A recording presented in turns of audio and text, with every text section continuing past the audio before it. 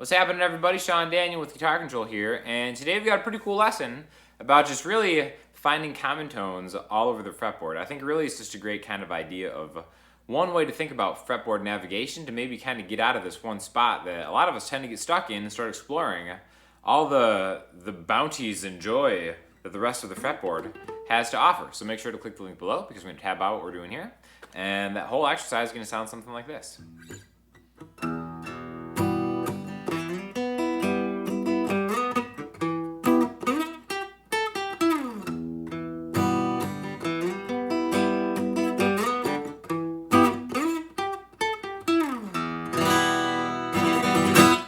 Alright, the last one was a flourish. Optional. You don't have to do that, but you probably should. Anyways, all of this is just E minor. The notes that go into the E minor chord, and just kind of different ways to connect them together with arpeggios, scales, lead lines. It won't even feel so much like you're practicing chords and scales and arpeggios. It's almost kind of like a musical way to just interpret an E minor chord. A throwback, an OG, one of the first chords you ever learned. Open E, 2A, 2D, open G, open B, open E. An easier way to play this chord is just play the bottom three strings by themselves, open. A G, a B, a E. Any way you can combine a G, a B, and an E, you get an E minor chord. This just happens to be the most popular, full-sounding, easy way to do it. So this is just one way to play an E minor chord. Like I said, there are different types of hand shapes to get you an E minor chord. All types of voicings is what they're called, right? Same chord in a different position, all right? So we're going to run through 4 different voicings, really, and then kind of connect them together in a musical way through the fretboard. So the first one we already went over, right here. Now, the next one I think is one of the most underused minor chord voicings you'll ever see. This one right here, the 5th fret on the D string, the 4th fret on the G string, the 5th fret on the B string, and then now if you want to, you can get the open high E string too, to kind of give it a little extra sparkle. But when you do that, it ceases to become a movable shape. Like right here, this is an E minor chord, this is an F minor, F sharp minor, so on and so forth. When you hit the open string with it, it doesn't technically keep the same class, right? So when you think about it, right here, we have those same notes, like this note right here is a G, so this is an inversion. An inversion is a chord where the root note doesn't become the lowest note. So a G, a B, and an E, which is really just a way to rearrange some of the notes from that original chord voicing we have. So here's the second one. Now the third chord voicing looks like this. My root note is an E on the A string, the 7th fret of the A string. So this isn't technically an inversion, it's a different type of voicing. Also too, for the purpose of this example, like I said with the high E string, the low E string can be involved in any of these chords as well, right? And there's just different kind of ways to go about it. So we have the 7th fret on the A string, there's a root note. We have the 9th fret on the D string, the 9th fret on the G string, and the 8th fret on the B string. An A string rooted minor bar chord shape. You don't even have to bar, that's the beautiful thing about it. You can just get the middle 4 strings. Or get all 6 strings with those open E's ringing out. Has a cool sound.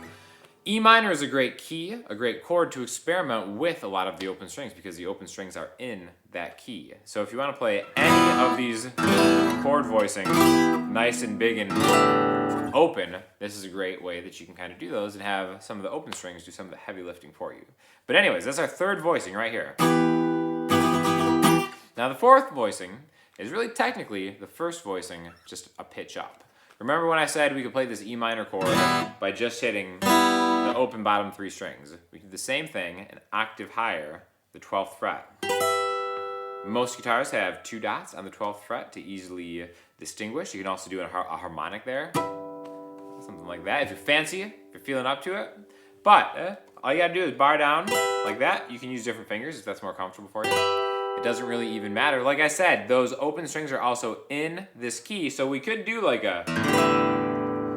Technically that counts, but it's not really just an E minor chord anymore. We're sticking strictly with E minor. Now it's cool that we can do all that, but it really sounds like we're just cycling through different chord voicings, which again is great practice. But I want to start to incorporate more of a musical element into this exercise. So the way we're going to do that is by doing what's called an arpeggio. It's where you play that note, that chord, one note at a time.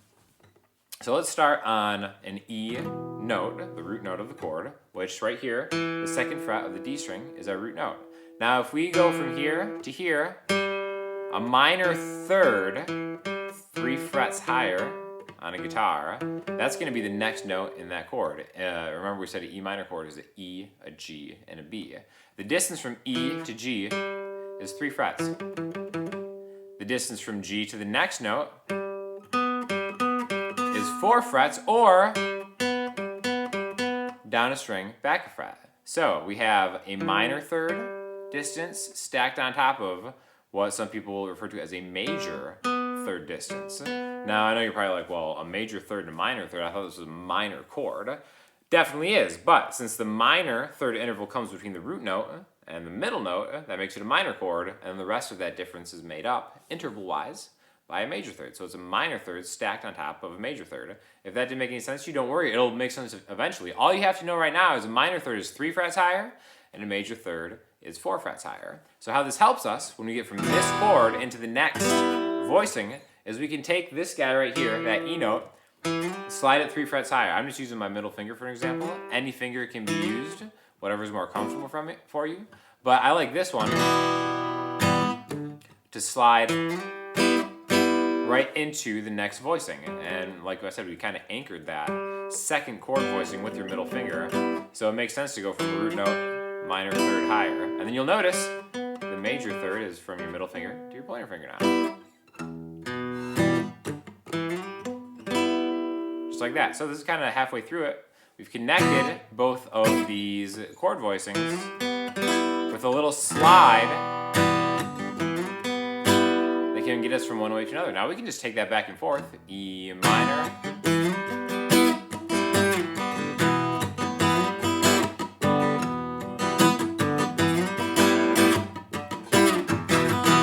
That's kind of one way to just play around on an E minor. Just because you look at a chord chart or something from a song that you like to play, it doesn't mean you have to just stick and statically play an E minor the whole time.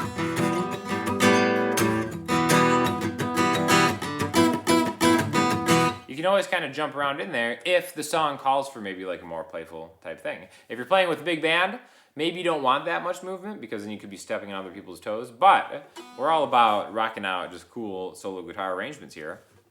So that is an E minor chord connected by a minor third slide into the next one. Now remember when we said the notes in an E minor chord can be separated by a 3 fret interval and then a 4 fret interval. That is a great way to get us from this chord to this chord. Again, same, this chord voicing to this chord voicing. We can take your root note here, even though it's not the lowest note here, and then 4 frets higher gets us into range of playing that A string rooted E minor chord. So now we can kind of go one further with this E minor. And then we're going to finish it off all the way down here. Again, this is a really easy one to remember because it's just open, but higher. Now, I want to do one thing that a lot of guitar players learn early on, but don't always know how to utilize in a musical way, and that's the minor pentatonic scale. Whether you play it open position, open 3, open 2, open 2, open 2, open 3, open 3, or 12, 15, 12, 14, 12, 14, 12, 14, 12, 15, 12, 15. So let's just do a real easy pentatonic lick here.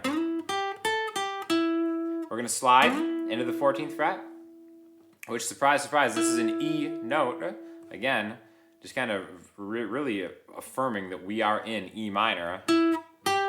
There's this minor third switching strings from 14D to 12G, and then backwards like that. So 14D, 12G, 14G, 12G. One of the easiest licks or phrases you could ever learn that always sounds good in any kind of minor context. You just have to find a root note. This is our E. You can do this anywhere you find an E. Like remember, we said that 7th fret on the A string was the E for this voicing. all just different kind of musical ways you can start moving things around. So now we can run that last chord voicing we did into more of a single note lead line thing. So we start off with an open E minor, into another chord voicing, into another one, then slide all the way back.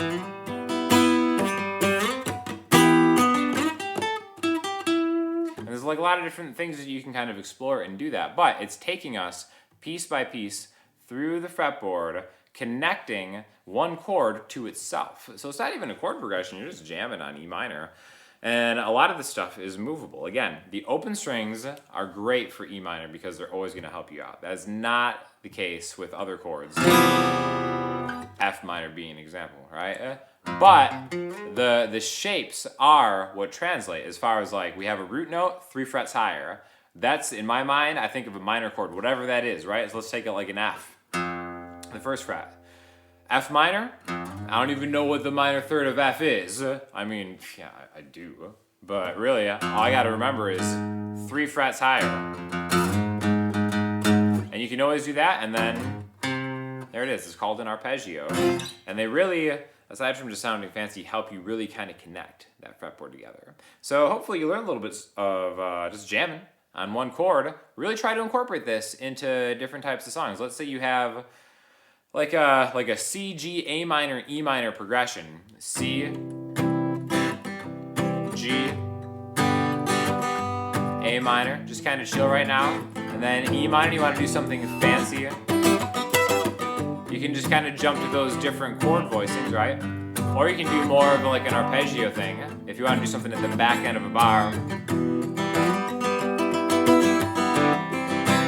So there's a lot of different contexts that you can use this in. I think it's just one of the ways that really helped me out a lot, just learning the fretboard, and hopefully you liked it too. So make sure to check out other videos on the Guitar Controlled channel that I've done myself or some of the other great instructors, and definitely hit us up in the comment section to give us feedback about this lesson, maybe some other stuff you'd like to see, some more stuff you'd like me to go into more or less detail on, and we'll talk to you all soon. Thanks a lot.